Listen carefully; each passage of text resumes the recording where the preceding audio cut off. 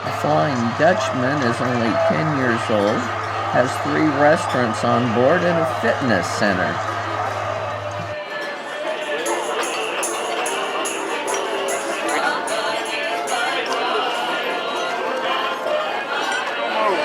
We recognize this as Art Nouveau, and I do think I neglected to mention that it is very warm out here today. Into bridges, Bridal party. This little island with young in front of us.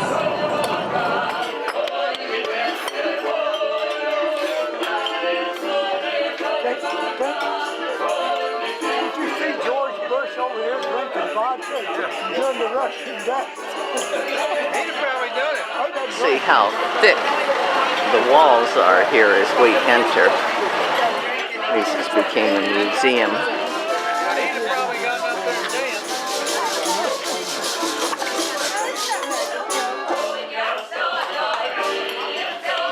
This was the mint where they made the coins, and they still do today. It was built as a boathouse under Peter I.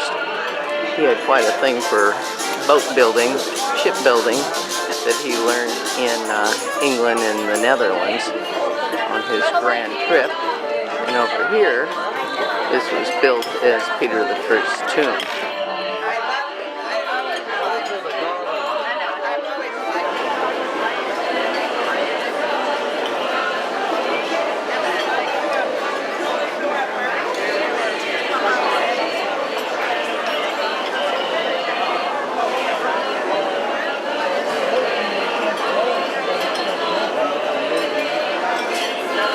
Tombs of some of the czars, actually quite plain.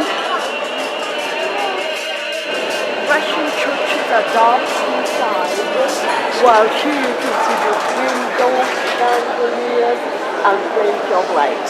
It was supposed to be the main church of Russia, and that's why it was so elaborately decorated. Well, you can see the columns here, which were always painted in imitation of marble. Every column is painted Imitation marble. It's supposed to be Peter and Paul. Absolutely useless in Russian churches, because Russian priests never preach from them. Russian Orthodox churches don't preach from here, but the architect was an Italian, and they would have. Religious paintings of wood used for worshipping either at homes or in churches. In the icons they painted Jesus Christ, Virgin Mary, saints and scenes from their lives. This icon for carving is very soft, and then it was faced with gold leaf about a month ago. So the icon stand separates the altar from the rest of the church. In other words, the most sacred part of the church, where nobody was allowed to go if the altar is behind this wall. Thus, and it shows that Russia occupies part of Europe and part of Asia. So come here please, Peter the Great is in this tomb.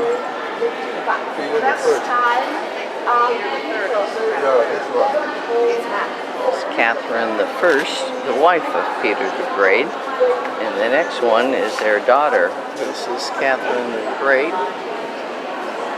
That was her husband, Peter II. Yeah, Catherine the Great had him killed. She was on the throne for 34 years.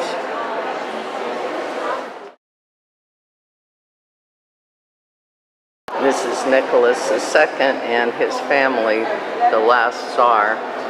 They were murdered in 1917, and eventually they were found, I believe, in the bottom of a mine, and they've been brought here and buried.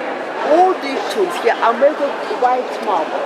Two tombs are different. Those are the tombs of Alexander II and the tomb of his wife. Alexander II is known as Tsar Liberator. He emancipated Russians first. He was American slave. Alexander III, the son of Alexander II. It's the tomb of Nicholas II's mother. Nicholas II's mother is from Denmark. So who is it, Josh? Anastasia? This cathedral was turned into a museum after the revolution in the 1930s. So it's not a church, it's a museum. But the church in Russia has become very powerful, very influential, very interfering. The Russian Orthodox Church wants this back as a church, and occasionally, for special events, they do have religious ceremonies here. The commandant used to be here, and it's now the museum offices, and the barracks were down here further. This was built as a fortress, so there was some military stationed here, but this was not a residence. This is obviously reconstruction. And that, and my guess is that's original. And here's what we have across the street. Couple more guys sprucing up before the G20 meeting. The area where St. Petersburg was founded was swamp.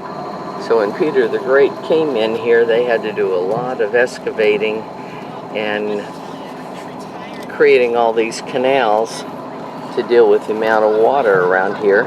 And so it has sometimes been called the Venice of the North. Okay, so please be prepared for that tomorrow morning. It's very, very windy. That's how we'll come back into town. Mostly because they change depending on when you want to go. You can certainly have the concierge make you some reservations. But the